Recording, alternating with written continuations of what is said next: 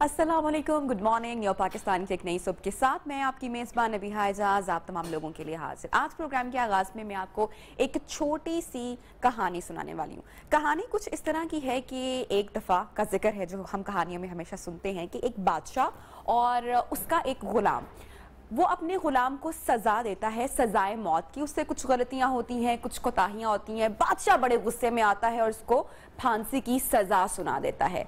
लेकिन जो गुलाम होता है, जो वो शख्स होता है, वो बिल्कुल मायूस नहीं होता और बादशाह के सामने एक ऑफर सामने रखता है। वो उसको कहता है कि मेरे पास कुछ इस तरह का जादू है या ट्रिक्स हैं कि मैं घोड़े को उड़ना सिखा सकता हूं। अब आपकी मर्जी है कि अगर आप मुझे सजा फिर भी देना चाहते हैं या नहीं, ये आप पर है। बादशाह बड़ा हैरान होता है कि आज तक घोड़े को उड़ता हुआ किसने देखा है। बादशाह कहता है कि ठीक है, तुम कितने वक्त में, कितने अरसे में ये काम कर सकते हो। तो जो गुलाम होता है, जो शख्स होता है, वो कहता है कि 2 साल की ट्रेनिंग होगी और उसके बाद आप घोड़े को आसमान में उड़ता हुआ पाएंगे। बादशाह बड़ा हैरान भी होता है, खुश भी होता है। वो कहते हैं तुम्हारे पास 2 साल की मुद्दत है, 2 साल का वक्त है। अगर तो तुमने इसको हवा में उड़ना हमने देख लिया तो तुम्हारी सजाए मौत हम माफ कर देंगे, तुम आजाद हो जाओगे। लेकिन अगर ऐसा ना हुआ तो तुम्हें फौरी तौर पे सजाए मौत दे दी जाएगी। वो शख्स कहता है कि ठीक है।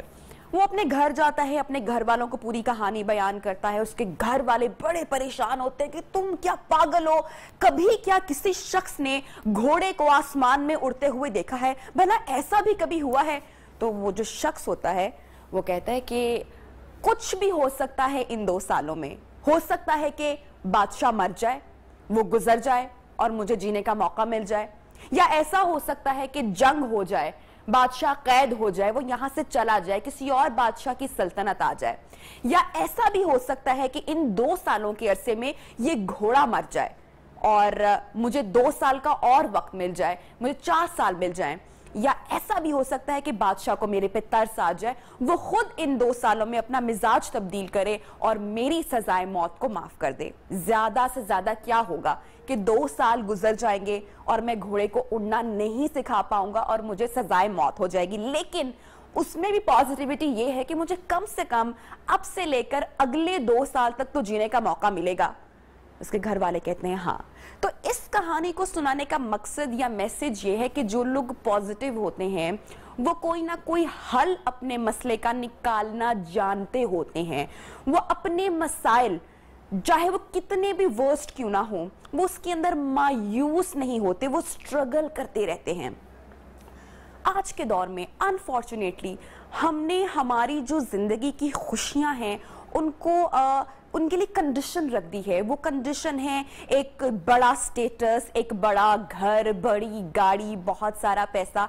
लेकिन क्या आपने कभी किसी एक ऐसे शख्स को देखा है जिसने 50 लाख की अंगूठी पहनी हो या 10 करोड़ की गाड़ी में घूम रहा हो और फिर भी वो खुश हो, लाजमी खुश हो? नहीं, ऐसा नहीं होता है।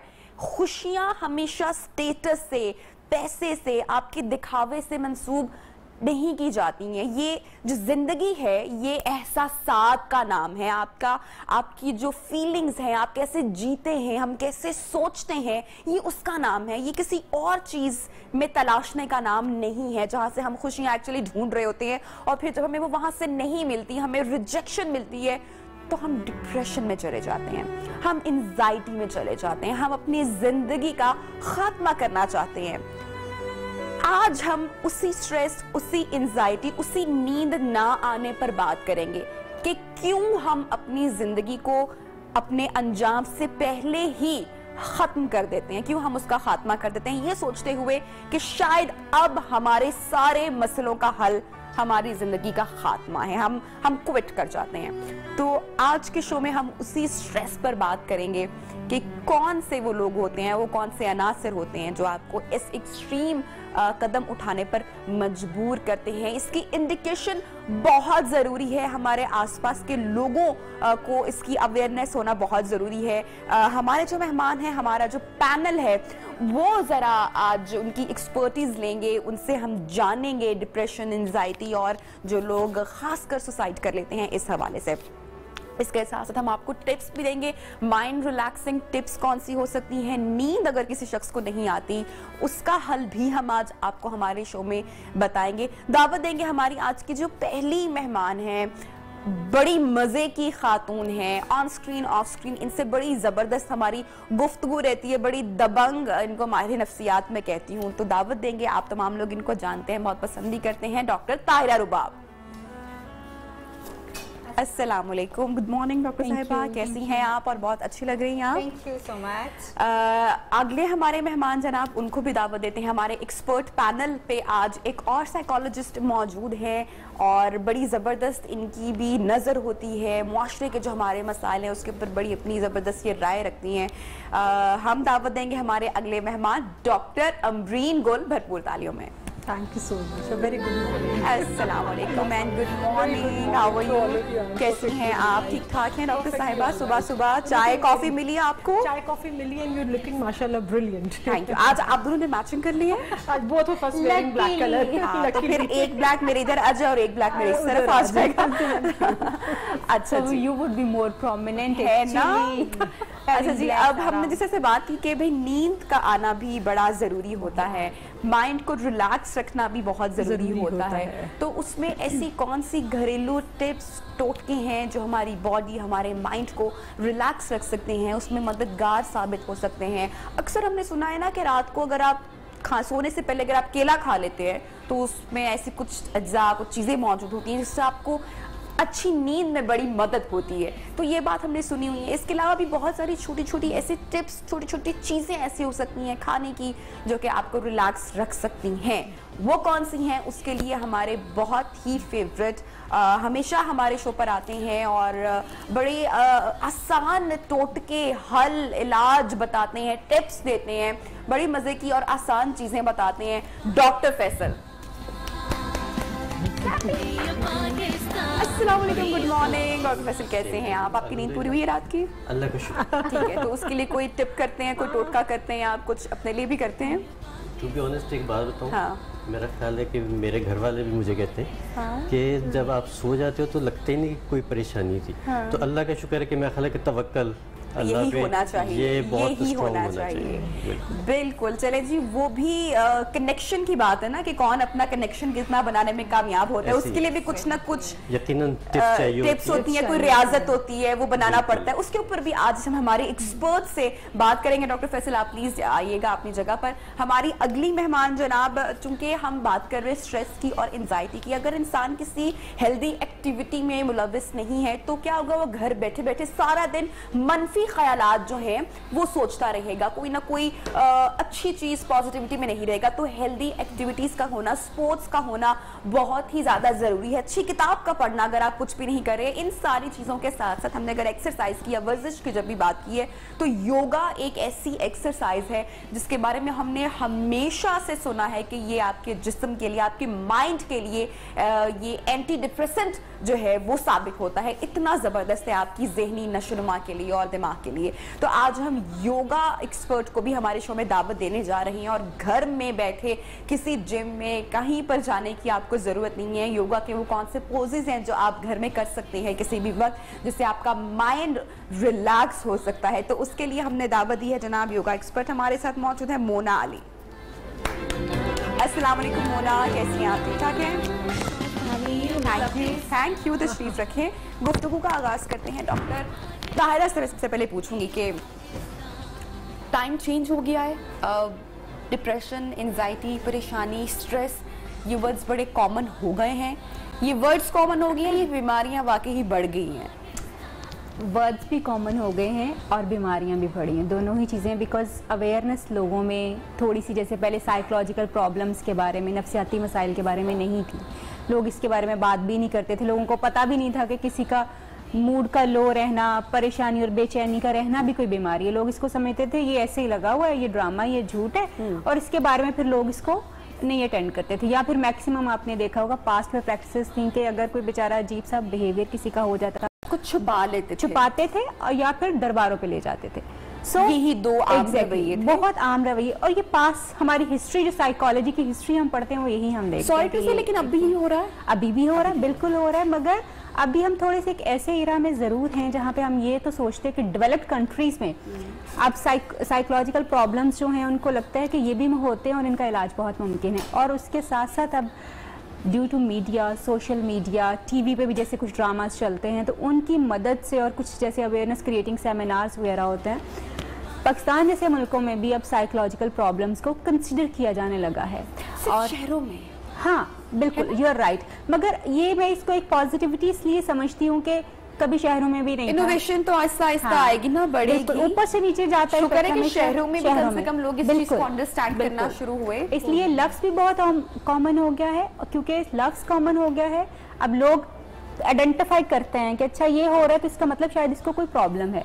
इस वजह से जैसे हम कहते हैं ना, रिपोर्टिंग चीज़ों की थोड़ी सी ज़्यादा हो गई है। अलॉन्ग विद दैट स्ट्रेसर्स बहुत ज़्यादा बढ़ गए। अच्छा, पुराने वक्तों की एक बड़ी अच्छी बात होती थी कि कुंबा ज़्यादा होता था, या अच्छी तो नहीं बुरी, आई डोंट नो, मैं चलिए अपना कमेंट वापस ले लेती हूँ, आपकी तो हर एक छोटी छोटी फैमिलीज होती हैं, फैमिली बड़ी होती थी, टेक्नोलॉजी नहीं थी इतनी ज़्यादा, फ़ोन, मोबाइल, इंटरनेट नहीं था, खुशियाँ खालिस्तान आपको आपके घर में, घर के सहन में बैठ के, उन बरामदों में बैठ के, गली मोहल्लों में लोगों से मिलकर होती थी। अब वो वक्त खैर वो गुजर चुका है। पुराने लोगों की जो उम्रें हैं, हमने किया है ऑब्जर्व कि जो हमारी नानी दादी उनकी उम्र ज्यादा थी एज कम्पेयर टू अगर हम लोग अपने पेरेंट्स को देखेंगे, हम पता नहीं कितना जीते हैं। आजकल तो यंग लोगों को ही हार्ट अटैक और इतने मसाइल चल रहे हैं, क्योंकि मुझे ऐसा लगता है कि पुराने लोग स्ट्रेस फ्री रहा करते थे, वो स्ट्रेस कम लेते थे शायद समहाउ। मैंने अपना बड़ा नानी के साथ हमने बहुत अपना वक्त गुजारा है और उनकी उम्र माशाल्लाह बहुत अच्छी थी, लेकिन उनकी जिंदगी में एक तो वो परेशानियां नहीं थी जो कि आजकल बर्डन हमारा एक स्कूल गोइंग किड भी उठाए घूम रहा है अपने कंधों पे। तो जिंदगी आसान थी, परेशानियां कम थी, उम्रें लंबी थी। इसमें मेरा ख्याल है आपने खुद 3 फैक्टर्स, जब डायनामिक्स की हम बात कर रहे हैं तो एक तो नो डाउट लाइफस्टाइल सबसे पहले चेंज हुआ है। जो हमारा लाइफस्टाइल चेंज हुआ है उसकी वजह से हमारी एक्सपेक्टेशंस, हमारी बेसिक नीड्स, उनका भी लेवल इंक्रीज हुआ है। जब लेवल इंक्रीज हुआ है तो उसके लिए हमें फाइनेंशियल, हमें स्ट्रगल ज़्यादा करनी पड़ती है। जब हमें ज़्यादा करनी पड़ती है तो वो जो बैलेंस मेंटेन करना है in your personal life, professional life and family life, वो बैलेंस जो है वो समहाउ जब नहीं होता तो it again creates the frustration, stress and anger and ultimately leads to the depression. दूसरा फैक्टर आपने बताया कि पहले वक्तों में जो था, no doubt joint family system, गली मोहल्लों में खेलना, कनेक्ट करना। यहाँ नबिया बहुत मैं इंपॉर्टेंट बात बताऊंगी कि man is a social being, we want to socially connect. और अगर आप देखें कि कोविड में भी ये हुआ कि जब हम घरों में कैद हो गए, चाहे हमारे पास गैजेट्स थे, we were connected with the people you see virtually, but still we were going into depression क्योंकि वो connectivity level हमारा face to face या physical नहीं था। So that is very much important। और आज के प्रोग्राम में ये बात करना बहुत जरूरी है कि स्ट्रेस एक जानलेवा बीमारी है। ये आपको ये एक ऐसे स्लो पॉइजन की तरह काम करती है जो आपकी जिस्म में मुख्तलिफ बीमारियों को जन्म देती है और इवेंचुअली आपको ये डेथ बेड पर ले जाएगी। ये इतनी खतरनाक है। ब्रेक पर जा रहे हैं और ब्रेक से वापस आएंगे तो स्ट्रेस का हल भी आपको बताएंगे।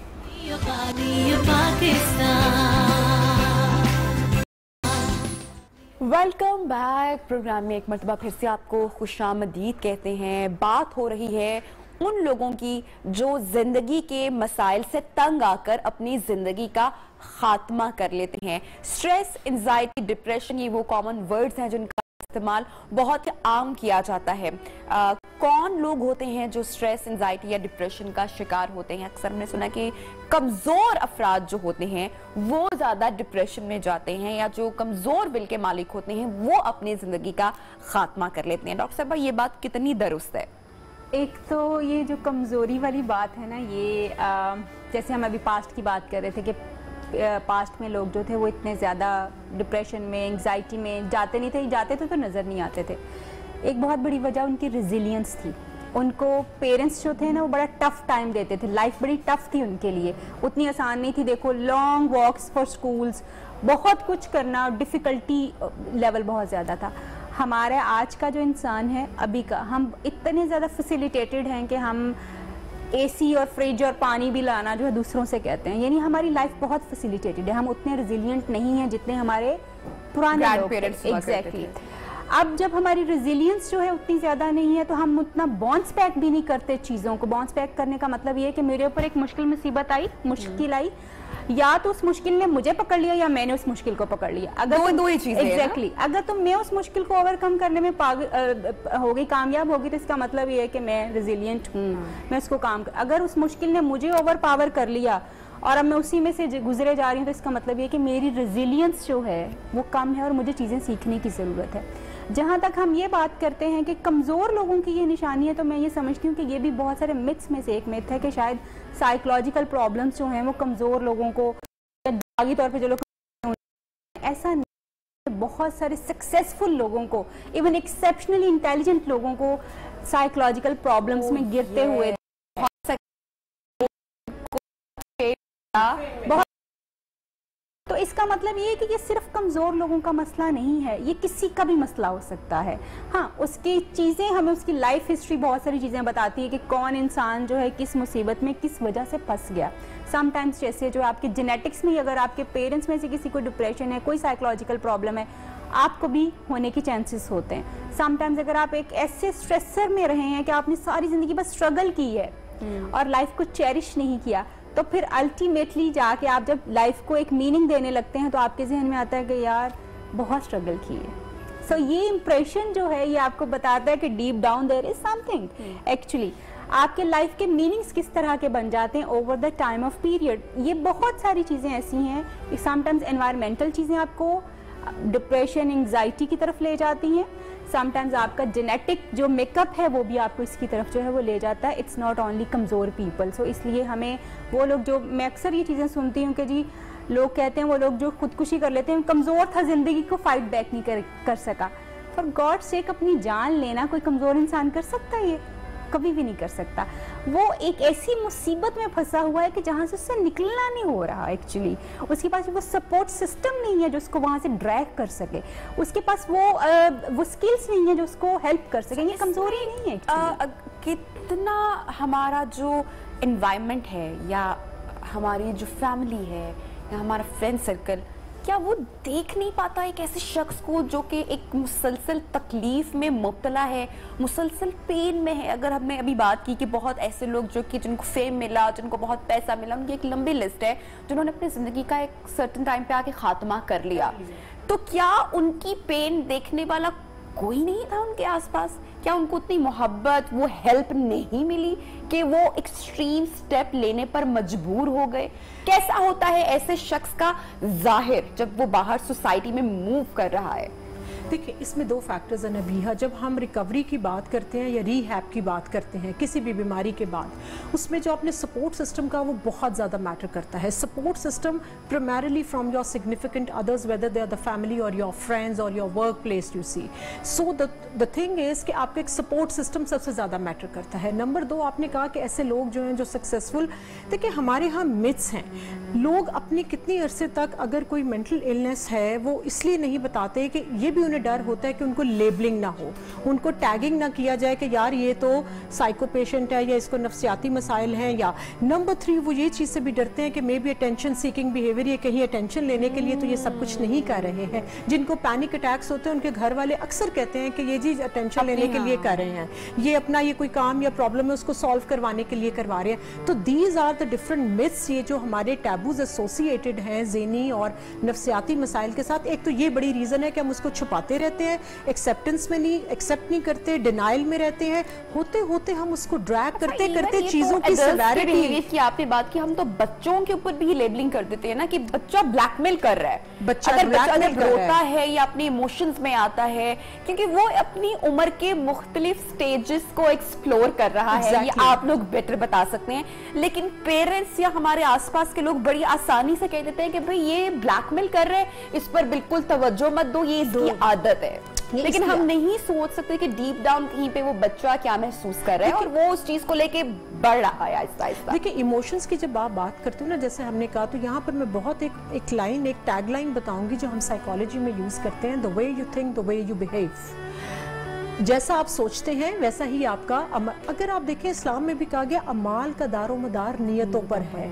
सो अमाल मीन्स एक्शंस, बिहेवियर, नियत आपका इंटेंशंस हैं, द वे यू थिंक। तो actually it is your thinking process, आपका सोचने का अंदाज है जो आपके एक्शंस को कंट्रोल कर रहा है। और अगर आप बचपन से ही बच्चे की सोच में ये डाल देते हैं कि तुम बदतमीज़ हो, तुम डिसोबीडियंट हो, तुम ये नहीं कर सकते हो, तुम गुस्सा बहुत करते हो, तुम ये चीज़ हासिल करने के लिए इमोशनली ब्लैकमेल कर रहे हो, तो ये उसका थॉट प्रोसेस और थॉट कनेक्शंस हम उसके वैसे ही बना रहे हैं जो कि लेटर ऑन फिर वो उसी तरीके से बिहेव करेगा। और इसको हम सेल्फ फुलफिलिंग प्रोफेसी भी बोलते हैं कि जिसमें बच्चा उसी तरीके से बिहेव करता है जैसे उसको टैग किया जाता है। फॉर एग्जाम्पल मैं एक बच्ची हूँ और मैं बदतमीजी कर रही हूँ, तो आप मेरी बीइंग का मतलब मुझे कहती है बहुत बदतमीज है, फिर कोई आते हैं कोई और रिलेटिव्स वगैरह कहते हैं मुझे बहुत तंग करती रहती है, हर वक्त तंग करती रहती है, मेरी बात नहीं सुनती। ऑल द टाइम जो इनपुट मुझे जा रही है मेरे ब्रेन के अंदर, आप मुझे बताएं जो इनपुट जाती है कि वही आउटपुट आती है? कभी ऐसा हुआ है आपने अपने मोबाइल में मैसेज कुछ और भेजा और डिलीवर कुछ और हुआ हो? कभी हुआ? No. So the input which is going to our brain, उसकी आउटपुट भी वैसे ही आती है। तो इनपुट को चेंज करना, थॉट प्रोसेस को चेंज करना, वो जो हम अंदर इंफॉर्मेशन भेज रहे हैं वो बहुत इंपॉर्टेंट है कि वो हमने फिल्टर्ड करके हमारे बचपन की एक बड़ी अच्छी बात ये होती थी कि जब बड़े बुजुर्ग बात कर रहे होते थे तो वो बच्चों को उस कमरे से बाहर निकाल दिया करते थे कि इस कमरे में अब बड़ों की बातें होनी है, मसले मसाइल डिस्कस होने हैं, जोक्स भी होने हैं, हर चीज होनी है। तो बच्चे, मुझे आज तक याद है हमारा बचपन कि हम लोग कभी भी अलाउ नहीं, हमारे क्यूरियोसिटी भी बहुत होती थी, क्यूरियोसिटी बड़ी होती थी। आजकल क्या चल क्या रहा है, आजकल के जो बच्चे हैं वो किसी बड़े से कम नहीं है, क्योंकि वो सब वो चीजें एब्जॉर्ब कर रहे हैं, सुन रहे हैं, अपने अंदर ले रहे हैं। क्योंकि कभी पेरेंट्स अपने बच्चों को, अब आज के पेरेंट्स अलग नहीं करते कि हर बात आप उनके सामने कर रहे हैं, हमने फोन भी उनको पकड़ा दिया। अच्छा, डिप्रेशन, एंजाइटी और स्ट्रेस, इसकी वजूहात की अब जरा बात करते हैं, फिर मैं ब्रेक पर भी जाना है कि क्या रीजन हो सकते हैं जो आपको इसकी तरफ लीड करते हैं। सबसे पहले नबीहा मैं अपना लाइफ एक्सपीरियंस शेयर करना चाहती हूँ, बिकॉज हम जो प्रोफेशनल्स हैं, मैं जो साइकोलॉजिस्ट यहाँ बैठी हुई बड़ी बड़ी बातें कर रही हूँ और लोगों को सिखा रही हूँ, I really want to share कि हम लोग भी इस तरह की चीज़ों में से गुजरते हैं, हम भी स्ट्रेसर्स में से गुजरते हैं, हम भी डिप्रेशन के फेज में से गुजरते हैं और हम भी एंग्जाइटी में से गुजरते हैं। जब हम जैसे लोग इन चीज़ों में से गुजरते हैं तो इसका मतलब ये है कि कोई भी गुजर सकता है, कोई भी गुजर सकता है। इसका ये मतलब नहीं है कि कोई खास बंदा होगा जो, यानी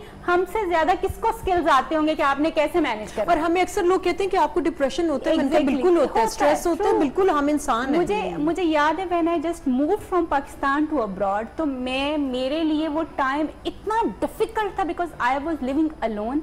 और मुझे जब ऑफिस से घर आना होता था ना तो मेरा दिल करता था काश मैं घर ना जाऊं, बिकॉज मुझे अकेले रहना पड़ेगा।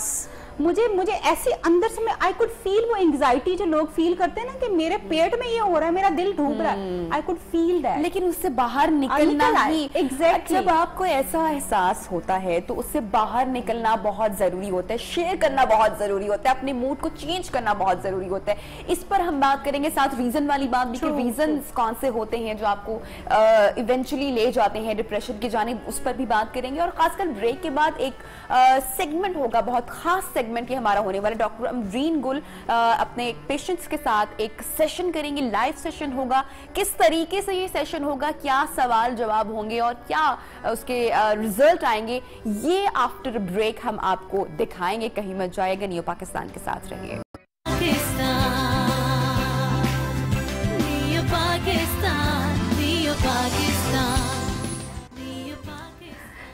कैसी हैं आप? क्या नाम है आपका? नैना। नैना, बहुत खूबसूरत नाम है।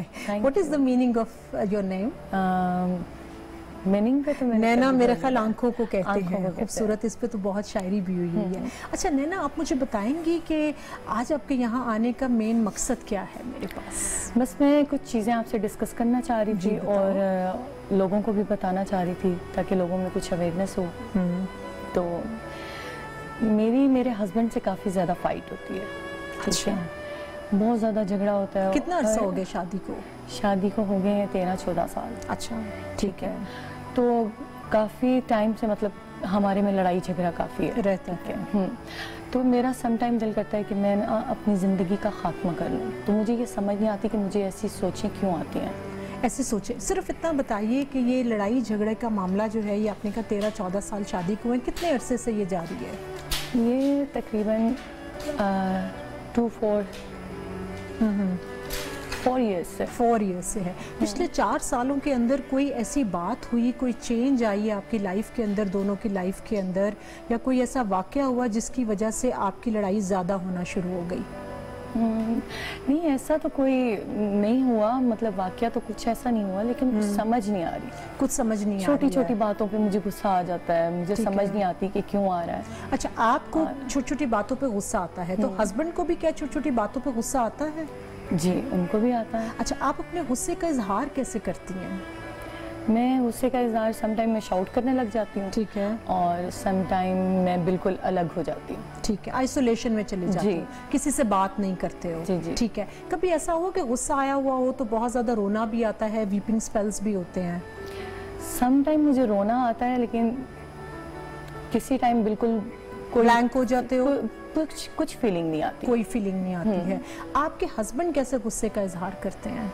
वो घर से चले जाते हैं, अच्छा। शाउट करते हैं, घर से चले जाते हैं। कभी ऐसा हुआ कि आपने गुस्से में आके चीज़ें उठा के मारी हो या बहुत ज़्यादा शाउट किया हो? ऐसा कभी नहीं। अच्छा, आपने अपनी जितनी भी फीलिंग्स हैं या जो आपने बताया ये प्रॉब्लम, ये कभी अपने हस्बैंड के साथ बैठ के डिस्कस किया कि ये क्यों हमारे दरमियान तनाव बढ़ता जा रहा है? हाँ, डिस्कशन तो की है काफ़ी टाइम। अच्छा। तो लेकिन वो कहते हैं बस ठीक है, कुछ ऐसा नहीं है, ये वो, मतलब ऐसे चलता रहने दो। नहीं, बस कुछ ऐसा नहीं है, तुम गलत सोचती हो, इस तरह की बात। ज़्यादातर आप दोनों के दरमियान जो आपने कहा कुछ अरसे से बढ़ती जा रही है, रीज़न क्या है, वजह क्या आपको लगता है कि लड़ाई का जो बढ़ती जा रही है? कि वो बहुत ज़्यादा जो है बिजी रहते हैं, टाइम नहीं देते हैं, जिसकी वजह से शायद मैं इस तरह गुस्से में आ जाऊँ। आप वर्किंग हैं या हाउसवाइफ हैं? हाउसवाइफ। वो जॉइंट फैमिली में रहते हो या अकेले रहते हो? सेपरेट रहते हैं। और आपको लगता है कि वो आप टाइम के साथ साथ आपको इतना ज़्यादा क्वालिटी ऑफ टाइम नहीं दे रहे हैं? ठीक है, ये आपने जो कहा कि मुझे कुछ अरसे से सोचें आती हैं कि मैं अपनी ज़िंदगी का खात्मा कर लूँ, क्या ये सोचें कितने अरसे से ज़रा आना शुरू हुई हैं आपको?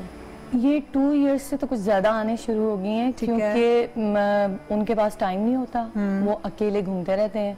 ठीक है, मुझे टाइम नहीं देते, बाहर नहीं लेके जाते साथ, तो फिर वो अकेलेपन में ना घर में रहते हैं। आप मुझे ये बताइए कि आपका अपना कोई सोशल सर्कल है? आपकी अपने फ्रेंड्स का सर्कल जैसे होता है वंस अ वीक या वंस अ मंथ इंसान अपनी कजन्स या अपनी फ्रेंड्स के साथ एक मीटअप करता है, तो आप खुद कितना जो है अपना सोशल सेटअप आपने रखा हुआ है? मैंने बस इतना ज़्यादा नहीं रखा हुआ। अच्छा। ठीक है, मुझे लोगों से मिलना मिलाना इतना अच्छा नहीं लगता। शुरू से या शादी के बाद से? अभी 2-3 साल हो गए हैं। नहीं, अच्छा क्यों नहीं लगता? कि आपको किसी ने मना किया या आपका अपना दिल नहीं चाहता? नहीं, पहले हस्बैंड को अच्छा नहीं लगता था कि मैं लोगों से इस तरह मिलूं, ठीक है, तो अब मेरा खुद का दिल नहीं करता। हस्बैंड को क्यों नहीं अच्छा लगता? वो क्यों कहते हैं कि आपने फ्रेंड्स वगैरह से नहीं मिलना? अब ये उनके माइंड का मुझे नहीं पता। आपने कभी उनसे पूछा, बैठ के बात की, उनके साथ डायरेक्ट कम्युनिकेशन की आपने कि ये वजह है, क्या वजह है आप मुझे मेरे दोस्तों से मिलने नहीं देते? बस वो कहते हैं घर को टाइम दो, आप बाहर नहीं जाया करो ज़्यादा। अच्छा, ठीक है, घर को देखें। आपने एक छोटी सी, मैं क्विकली, आपने कहा कि मुझे सोचें आती हैं मैं अपनी ज़िंदगी का खात्मा कर लूँ, कभी आपने अटेम्प्ट भी की? नहीं, खुदा ना ख्वास्ता। नो, लेकिन सोच आती है? सोच आती है। और वो सोच कितनी आती है? कभी कभार आती है या रेगुलर आती है? अब नहीं, कभी कभार। अच्छा, आपने कभी सोचा कि अगर अपनी ज़िंदगी का खात्मा अगर आप कर लेंगी तो उसके बाद क्या होगा? नहीं, इस बारे में कभी नहीं सोचा। इस बारे में कभी नहीं सोचा। ठीक है, आप मुझे ये बताइए कि जब आप कहती हैं मैं अपनी ज़िंदगी का खात्मा कर लूँगी, तो इसमें रीज़न क्या है?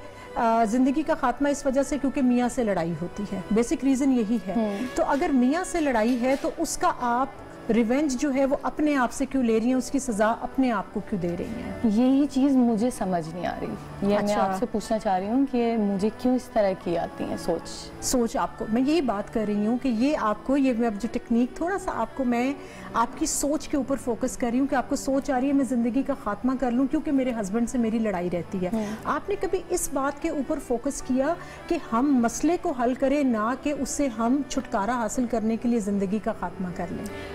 इस चीज़ पे मैंने सोचा तो है, लेकिन वो नहीं सोचते ना, वो नहीं सोचते। हाँ। आपने कभी उनको कन्विंस किया बिठा के कि ये मुझे, आपने कभी शेयर किया कि मुझे ये थॉट्स आती हैं? नहीं, क्यों नहीं कभी शेयर किया? बस उनके पास टाइम ही नहीं होता। तो लेकिन कभी तो होगा कि ये खौफ तो नहीं है कि मैं उनसे शेयर करूंगी तो वो मेरे बारे में कोई नेगेटिव इमेज ना लें? हाँ, ऐसा ही है। ये बात आपने किसी और से शेयर की अपनी फैमिली में? किसी से शेयर आपने ये नहीं की है। कभी ऐसा हुआ आपने अपनी थॉट्स को लिखा हो? नहीं, थॉट्स को लिखा भी नहीं है। नहीं। ठीक है, एक तो मैं चाहूंगी कि पहले मैं लिखती थी, डायरी लिखती थी, ठीक है, लेकिन शादी के बाद से बिल्कुल भी नहीं। शादी के बाद से आपने, शादी से पहले या शादी के बिगिनिंग के एज में तो कभी ऐसी थॉट्स नहीं आई? नहीं आए। ठीक है, मैं आपको एक क्विक टिप जो इसमें नैना दूंगी वो ये है, क्योंकि हमारे यहाँ डिप्रेशन, स्ट्रेस बहुत ज़्यादा है और अक्सर लोगों को ये सुसाइडल थॉट्स आती हैं और कुछ लोग खुदा ना खासा अनफॉर्चुनेटली अटेम्प्ट्स भी करते हैं, स्पेशली जो है वो यूथ में या उसमें। तो आप मुझे ये बताएं कि खुदकुशी की जब सोच आती है तो ये बेसिकली आपको क्या लगता है कि ये एक कमज़ोर एस्केपिज्म है, आप उस चीज़ सिचुएशन को अवॉइड करना चाह रही हैं, उससे भागना चाह रही हैं? बिल्कुल, इन सारी चीज़ों से मैं निकलना चाह रही हूँ। इन सारी चीज़ों से आप निकलना चाह रही हैं। तो आपको ये सबसे पहले अपनी सोच के अंदर ये रखना पड़ेगा कि आपने प्रॉब्लम सॉल्विंग स्ट्रैटेजी यूज़ करनी है, आपने प्रॉब्लम को हल करना है, ना कि प्रॉब्लम से हमने दूर भागना है। तो सबसे पहले तो आपको अपनी सोच के अंदर ये तब्दीली लानी होगी। थैंक यू सो मच नैना। नैना ने जी ये हमारी टीम का हिस्सा है, हमें आज वॉलंटियर किया है। मैं चाह रही थी कि थोड़ा सा लाइव हम लोगों को बताएं कि किस तरीके से हमारे पास जब क्लाइंट्स आते हैं हम हिस्ट्री लेते हैं, और आजकल सुसाइडल थॉट्स जो है वो बहुत ज़्यादा, लोग अटेम्प्ट्स कम करते हैं लेकिन उन्हें सोचें बहुत आती हैं और वो शेयर भी नहीं करते। तो ये लोगों की आसानी के लिए मैंने एक छोटा सा ब्रीफ लाइव सेशन किया। Naina, thank you so much for volunteering your services. और ये जी हमारी टीम का हिस्सा है, इन्होंने सिर्फ हमें जो है वो वॉलंटियर किया है, कैरेक्टर प्ले किया है, रोल प्ले किया है। जी थैंक यू। यहाँ पे लेंगे ब्रेक और ब्रेक के बाद हमारी गुफ्तगू हमारे एक्सपर्ट के साथ जारी रहेगी। डॉक्टर फैसल भी हैं और फिटनेस ट्रेनर भी होंगे, उनसे बात हमारी जारी रहेगी किस तरह से हम लोग इस सोच से छुटकारा हासिल कर सकते हैं। अगर आपका कोई मसला है तो आप भी हमें कॉल कर सकते हैं न्यू पाकिस्तान के साथ।